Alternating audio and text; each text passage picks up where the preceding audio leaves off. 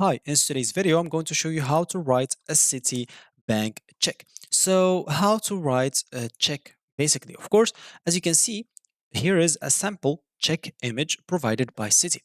So, the first thing that you'll need to do is simply fill up, of course, the dates of today, like the days that you're writing that check. And here, as you can see, pay the order to or off.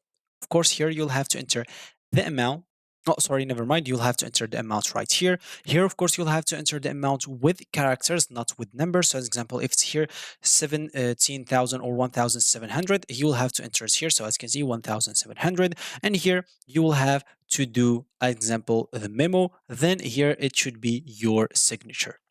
That's basically how to write a check on Citibank. Of course, if you have it like in your hand, that's how to write it. But how to do it online? If you're asking for that, I don't know if that is possible or not. Of course, if you want like a better setup guide on how to write a check, there is even this one example that will tell you everything. So the check, write the name of the payee, of course, write the amount or in numerical form, then in words, write a memo, then sign the check as we said before, and you should be good to go. So that's gonna be it for me in this video. Thank you for watching and goodbye.